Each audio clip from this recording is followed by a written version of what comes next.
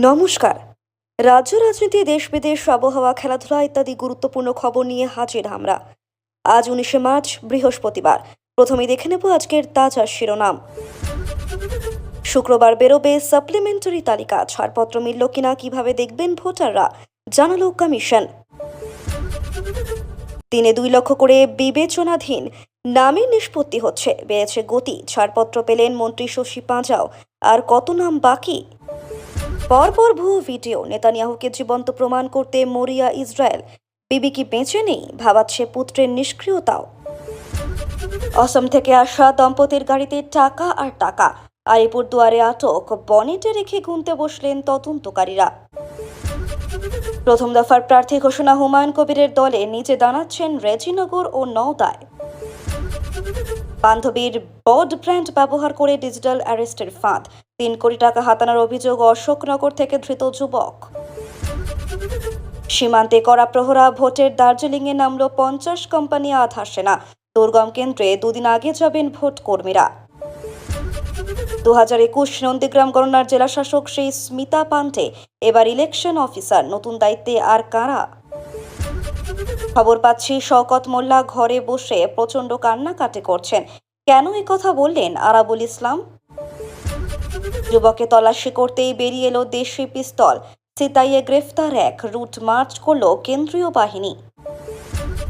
শুভেন্দুগড়ে আবার বড় ধাক্কা, তৃণমূলে যোগ দিলেন পবিত্র করের স্ত্রীও। হেরে গেলে বিজেপিতে চলে যাবেন, আমার কাছে খবর আছে, কাইজারের নিশানায় শওকত। আমার তামান্না চলে গিয়েছে, আর কোনো তামান্না যেন না যায়, প্রচারে নেমে কি বলছেন সাবিনা ইয়াসমিন। প্রেম করলেন আমাদের সঙ্গে, বিয়ে করলেন নরেন্দ্র মোদীকে, খড়গের বিদায়ী ভাষণে হাসির রোল রাজ্যসভায়। বাবা পিছনে হাঁটতে হাঁটতে মৃত্যু, কালিম্পংয়ে ভয়াবহ দুর্ঘটনা, কেন্দ্রীয় বাহিনীর গাড়িতে চাপা পড়ে মৃত্যু কিশোরের। আগে কাজ করব, পরে ভোট চাইব, প্রচারে নয়, জঞ্জাল সরাতে নামলেন বালির নয়া তৃণমূল প্রার্থী, খোঁচা বিজেপির। খুনি হাতকাটা দিলীপও তার নামে ভয়ে কাঁপত, তৃণমূল এবার তাকে টিকিট দিতেই খুনের আশঙ্কা প্রাক্তন আইপিএসের। অনলাইন কেনাকাটাতেও এলপিজি উদ্বেগ, তৈরি খাবার, প্যাকেটজাত পণ্যের অর্ডার বেড়েছে 15%। যুদ্ধের আবহে রাশিয়ার থেকে আরও তেল কিনছে ভারত, চীনে যাওয়ার পথে অভিমুখ বদলালো মস্কোর জাহাজ। এবার মালদহ, মুর্শিদাবাদ, নদিয়া সহ 13 জেলা শাসকদের ধরে বদলি করল নির্বাচন কমিশন, প্রশাসনিক রদবদল চলছেই। আবার এসএসসি মামলায় তলব করা হলো পার্থ অর্পিতাকে, দুজনেই হাজিরা এড়িয়েছেন, নতুন তারিখ দিল ইডি। শুক্রবার থেকে ফের ঝড় বৃষ্টি, দক্ষিণবঙ্গের কোন কোন জেলায় সতর্কতা, বড় আপডেট আবহাওয়ার। আশা করেছিলাম সম্মানের সঙ্গে অবসর নেব, সেটা আর কপালে জুটল না, টিকিট না পেয়ে আক্ষেপ তৃণমূল নেতা রবীন্দ্রনাথ ঘোষের। আগুন জ্বলবে না হেসেলে, সোমবার থেকে রাজ্য জুড়ে সব হোটেল রেস্তোরাঁ বন্ধের ডাক, চরম বিপাকে আম জনতা।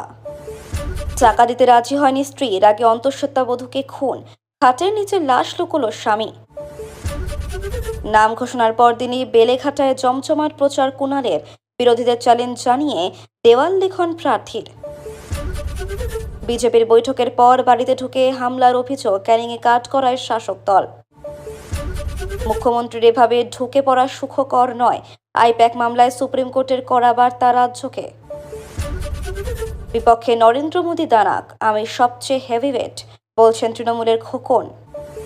দমদম বিমানবন্দরে গ্রেপ্তার কুখ্যাত মার্কিন ভাড়াটে সৈনিক, ভারতে খ্রিস্টান রাজ্য তৈরির ষড়যন্ত্র।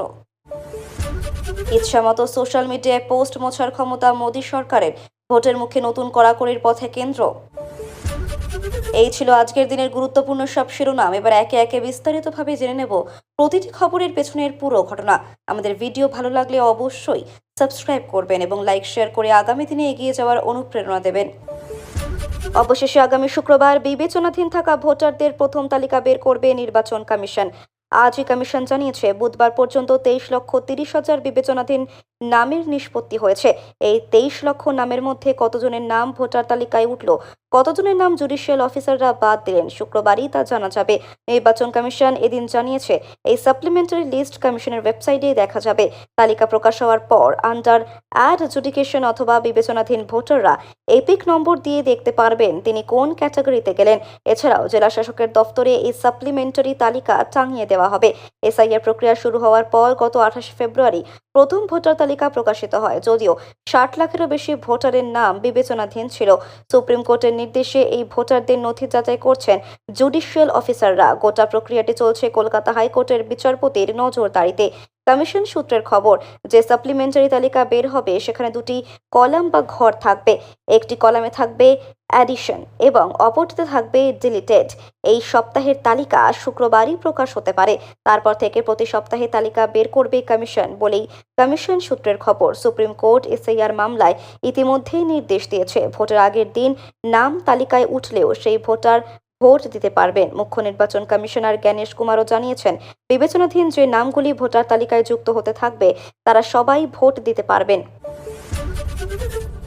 অবশেষে প্রথম দফার প্রার্থী ঘোষণা করল হুমায়ুন কবিরের দল আম জনতা উন্নয়ন পার্টি। প্রথম দফায় একাধিক কেন্দ্রে প্রার্থী ঘোষণা হুমায়ুন কবিরের দলে। জানা গিয়েছে, আসন্ন নির্বাচনে একসঙ্গে 2 কেন্দ্র থেকে প্রার্থী হচ্ছেন হুমায়ুন নিজেই। রেজিনগর ও নওদা থেকে প্রার্থী হচ্ছেন হুমায়ুন। প্রার্থী ঘোষণা করে অধীর চৌধুরী ও নৌশাদ সিদ্দিকের পাশে থাকার বার্তা তার। প্রথমে মনে করা হয়েছিল নিজের পুরনো কেন্দ্র ভরতপুর বা বেলডাঙ্গা থেকে প্রার্থী হতে পারেন হুমায়ুন, কিন্তু প্রার্থী তালিকা প্রকাশ্যে আসার পর জানা গিয়েছে ভরতপুর বা বেলডাঙ্গা থেকে নয়, হুমায়ুন কবির প্রার্থী হচ্ছেন রেজিনগর ও নওদা কেন্দ্র থেকে। দুদিন আগেই অধীর চৌধুরীর সঙ্গে দেখা হয়েছে জানালেন ভরতপুরের বিধায়ক হুমায়ুন কবির। তিনি বলেন, অধীর চৌধুরী দাঁড়াচ্ছেন। তার সঙ্গে আমার 2023 সালের ডিসেম্বর মাসে তার দিল্লির বাড়িতে একবার দেখা হয়েছিল। তারপর 2 দিন আগে কোনো একটা এয়ারপোর্টে দেখা হয়েছে ওর সঙ্গে। কথা হয়েছে, সৌজন্য বিনিময়ও হয়েছে। আমি প্রকাশ্যেই জানিয়েছি বহরমপুরে অধীর চৌধুরীর প্রার্থী হলে আমার তরফ থেকে সর্বত সহযোগিতা থাকবে। উল্লেখ্য, গত 17 মার্চ প্রার্থী তালিকা ঘোষণা করেছে তৃণমূল।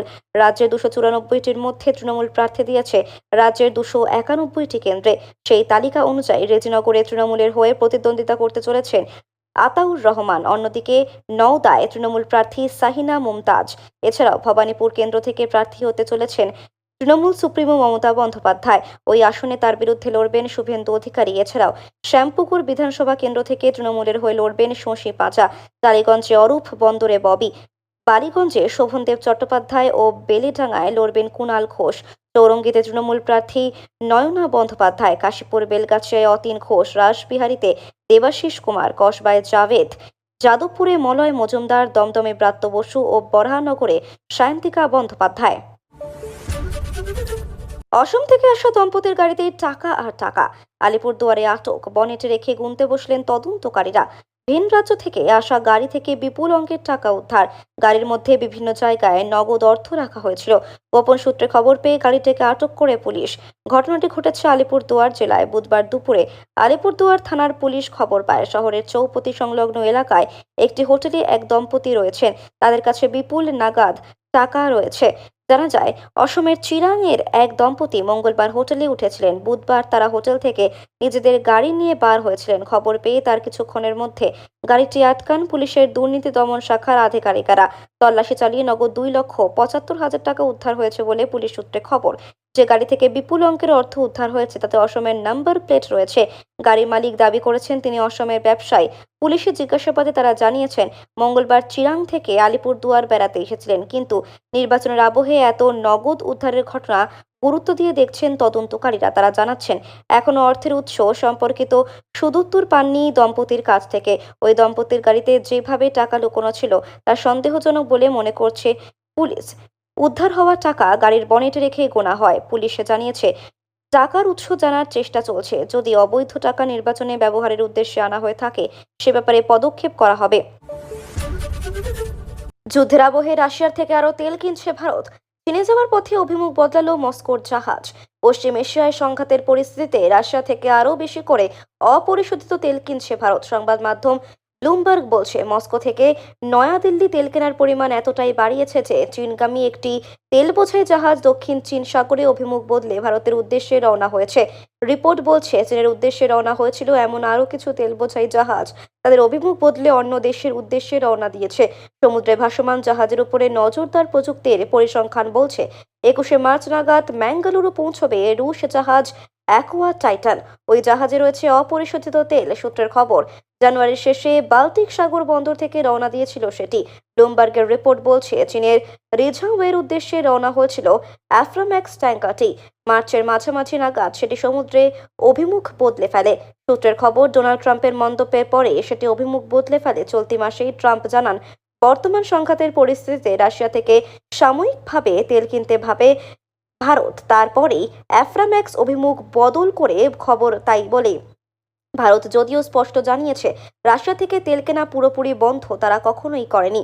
দেশের শক্তির যোগান নিশ্চিত করতে কারো থেকে কোনো অনুমতির প্রয়োজন নেই। নয়াদিল্লির পণ্যবাহী জাহাজ ট্র্যাকিং সংস্থা ভর্টেক্সের পরিসংখ্যান বলছে, অন্তত 7টি জাহাজ মাঝ সমুদ্রে অভিমুখ বদলে করেছে। সেগুলি প্রাথমিকভাবে চীনের উদ্দেশ্যে রওনা হয়েছিল, পরে ভারতের অভিমুখে চলছে।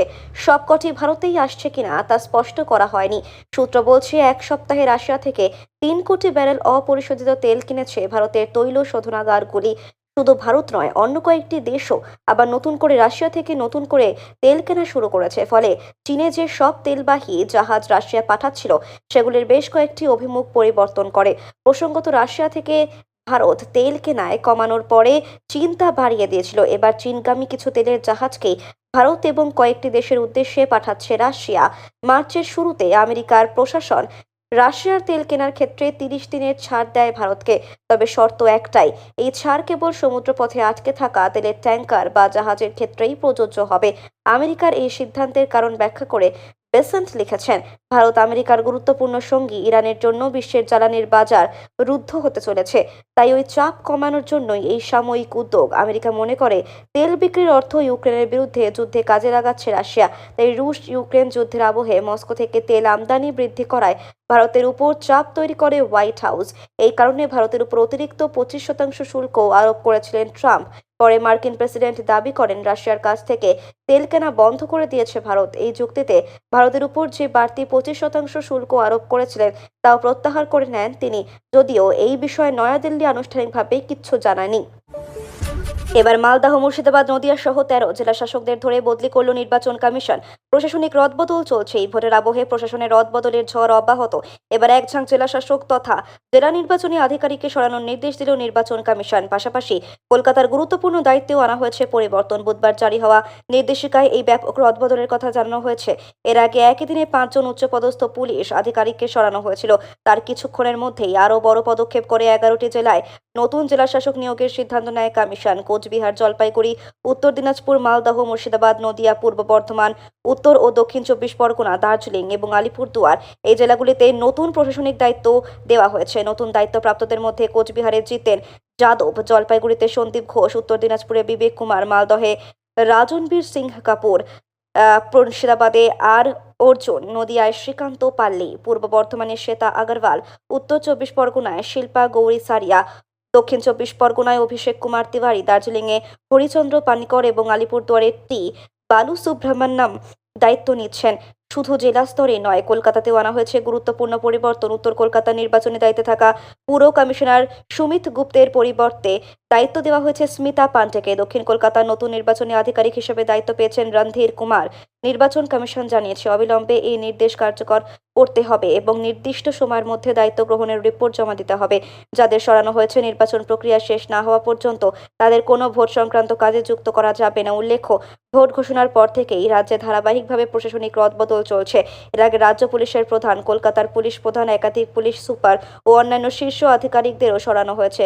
পর্যবেক্ষকদের মতে, এত দ্রুত এবং বিস্তৃত আকারে প্রশাসনিক পরিবর্তন খুব একটা দেখা যায় না, যা নিয়ে রাজনৈতিক মহলেও তীব্র আলোচনা শুরু হয়েছে। বাবার পেছনে হাঁটতে হাঁটতে মৃত্যু। কালিম্পংয়ে ভয়াবহ দুর্ঘটনা। কেন্দ্রীয় বাহিনীর গাড়িতে চাপা পড়ে মৃত্যু কিশোরের। ভিন জেলায় পরিবারের সঙ্গে কাজে গিয়ে মর্মান্তিক পথ দুর্ঘটনায় মৃত্যু মালদহের এক কিশোরের। কেন্দ্রীয় বাহিনীর গাড়ির টাকার তলায় চাপা পড়ে প্রাণ হারালো হরিশ্চন্দ্রপুর এলাকার বিশেষ চাহিদা সম্পন্ন কিশোর মোবারক হোসেন, বয়স 13। জানা গিয়েছে, মৃতের বাবা মঞ্জুর আলম পেশায় একজন শ্রমিক। তাদের বাড়ি মালদহ জেলার হরিশ্চন্দ্রপুর 1 ব্লকের কুশিদা গ্রাম পঞ্চায়েতের উত্তর রামপুর গ্রামে। প্রায় 6 মাস আগে কাজের সূত্রে পরিবারের সঙ্গে কালিম্পংয়ে গিয়েছিল মোবারক। সেখানে ভাড়া বাড়িতে থেকে দিনমজুরের কাজ করতেন তার বাবা। পরিবার সূত্রে জানা গিয়েছে, প্রতিদিনের মতো মঙ্গলবার সকালে বাজার থেকে বাবার পিছনে হেঁটে বাড়ি ফিরছিল মোবারক। সেই সময় আচমকাই একটি কেন্দ্রীয় বাহিনীর গাড়ির তলায় চাপা পড়ে যায় সে। গুরুতর আহত অবস্থায় তাকে দ্রুত স্থানীয় হাসপাতালে নিয়ে যাওয়া হয়েছে বলে কর্তব্যরত চিকিৎসকরা মৃত বলে ঘোষণা করেন। মৃত কিশোরের আত্মীয় তামিম আক্তার জানান, মনসুর আলম দীর্ঘদিন ধরেই কাজের জন্য পরিবার নিয়ে বাইরে থাকতেন। 4 সন্তানের মধ্যে 2 মেয়ের পর মোবারক ছিল বড় ছেলে। বিশেষভাবে সক্ষম হওয়ার সে কোনো কাজ করতে পারত না এবং প্রায় এদিক সেদিক ঘুরে বেড়াতো। ঘটনার দিনও বাবার পিছন পিছন বাড়ি ফেরার সময় এই মর্মান্তিক দুর্ঘটনা ঘটে। খুনি হাতকাটা দিলীপও তার নামে ভয় কাঁপত। তৃণমূল এবার তাকে টিকিট দিতেই খুনের আশঙ্কা প্রাক্তন আইপিএস এর দুর্ধর্ষ পুলিশ কর্তা। তিনি 2003 ব্যাচের পশ্চিমবঙ্গ ক্যাডারের আইপিএস অফিসার ছিলেন। হাতকাটা দিলীপের মতো দুর্ধর্ষ অপরাধীকে গ্রেফতার করেছিলেন সেই প্রাক্তন দুঁদে আইপিএস কর্তা তথা তৃণমূলের বিদায়ী বিধায়ক হুমায়ুন কবির। এবারও নির্বাচনে লড়ছেন, তবে ডেবরা নয়, তাকে ডোমকলের প্রার্থী করেছে তৃণমূল। কিন্তু টিকিট পেয়ে এবার প্রাণহানির আশঙ্কা করছেন প্রাক্তন আইপিএস কর্তা হুমায়ুন কবির। তার বক্তব্য, জেলার মার্ডার সিন্ডিকেটের মাথা এখনো আছে, আমাকে প্রাণে মারার চেষ্টা করছে। মুর্শিদাবাদে পৌঁছে নিরাপত্তার জন্য জেলা পুলিশ সুপারের দ্বারস্থ হয়েছেন ডোমকলের তৃণমূল প্রাক্তন আইপিএস হুমায়ুন কবির। তিনি বলেন, পুলিশ সুপার থাকাকালীন অনেক মার্ডার সিন্ডিকেট ভেঙেছি, অপরাধীদের বিরুদ্ধে করা ব্যবস্থা নিয়েছি। মার্ডার সিন্ডিকেটের মাথা এখনো রয়ে গিয়েছে। তিনি আমাকে বিভিন্নভাবে হুমকি দিচ্ছেন, সেই কারণে জীবনহানির আশঙ্কা রয়েছে। তাই নিরাপত্তার জন্য পুলিশ সুপারের কাছে আবেদন করেছি। শুক্রবার থেকে ফের ঝড় বৃষ্টি। দক্ষিণবঙ্গের কোন কোন জেলায় সতর্কতা? বড় আপডেট আবহাওয়ার। কালবৈশাখীর ঝড়ের পর কিছুটা স্বস্তি এলেও ফের ঝড় বৃষ্টির সতর্কতা। আলিপুর আবহাওয়া দফতর জানিয়েছে, রাতের তাপমাত্রা প্রায় 5 ডিগ্রি কমেছে। আবহাওয়ার বড় পরিবর্তন আসতে পারে আজ বিকেল থেকে। আলিপুর শুক্রবার থেকে বজ্রবিদ্যুৎ সহ ঝড় বৃষ্টির সম্ভাবনা ফের বাড়বে। দিনভর মেঘলা আকাশ থাকবে। দুপুরের পর থেকে চলবে ঝড় বৃষ্টির স্পেল। কালবৈশাখীর মতো পরিস্থিতি হতে পারে পূর্ব ও পশ্চিম বর্ধমান, বীরভূম, হুগলি জেলাতে। 70 কিলোমিটার পর্যন্ত গতিবেগে ঝড় বইতে পারে। বিক্ষিপ্তভাবে শিলাবৃষ্টির সম্ভাবনা। দুর্যোগের 4 জেলা ছাড়াও ঝড় বৃষ্টির সম্ভাবনা বেশি থাকবে মুর্শিদাবাদ, নদিয়া, উত্তর 24 পরগনা জেলাতেও। কলকাতা সহ দক্ষিণবঙ্গের বাকি জেলাতেও বিক্ষিপ্তভাবে ঝড় বৃষ্টির সম্ভাবনা থাকবে। শুক্রবার থেকে ফের ঝড় বৃষ্টির সম্ভাবনা বাড়বে দক্ষিণবঙ্গে। উত্তরবঙ্গের সব জেলায় ঝড় বৃষ্টির সম্ভাবনা আছে। উত্তরবঙ্গের উপরের দিকে 5 জেলার কিছু অংশে বজ্রবিদ্যুৎ সহ ঝড় বৃষ্টির সম্ভাবনা বেশি থাকবে। বজ্রবিদ্যুৎ সহ বৃষ্টি দার্জিলিং, কালিম্পং, কোচবিহার, জলপাইগুড়ি এবং আলিপুরদুয়ার, মালদা ও 2 দিনাজপুর জেলাতে। সঙ্গে 40-50 কিলোমিটার গতিবেগে ঝড় বইবে। কলকাতায় দিনভর মেঘলা আকাশ, কখনো আংশিক মেঘলা আকাশ থাকবে। শুক্রবার থেকে ফের ঝড় বৃষ্টির সম্ভাবনা আরও এক দফায়। শনিবার বৃষ্টির পরিমাণ আরও বাড়তে পারে। বজ্রবিদ্যুৎ সহ মাঝারি বৃষ্টির সম্ভাবনা রয়েছে। রবিবার দার্জিলিং, জলপাইগুড়ি, কালিম্পং, কোচবিহার ও আলিপুরদুয়ারে ভারী বৃষ্টির সম্ভাবনাও রয়েছে। শুক্রবার থেকে ঝড় বৃষ্টির দাপট বাড়বে দক্ষিণবঙ্গে। ওই দিন কলকাতা, হাওড়া, হুগলি, উত্তর ও দক্ষিণ 24 পরগনা, পূর্ব মেদিনীপুর, মুর্শিদাবাদ ও নদিয়ায় বজ্রবিদ্যুৎ সহ হালকা থেকে মাঝারি বৃষ্টির হলুদ সতর্কতা রয়েছে। পশ্চিম মেদিনীপুর, ঝাড়গ্রাম, পুরুলিয়া, বাঁকুড়া, পূর্ব ও পশ্চিম বর্ধমান, বীরভূমে বজ্রবিদ্যুৎ সহ বৃষ্টির পাশাপাশি ঘন্টায় 50 থেকে 60 কিমি বেগে দমকা ঝোড়ো হাওয়া বইতে পারে। এই জেলাগুলিতে কমলা সতর্কতা জারি রয়েছে।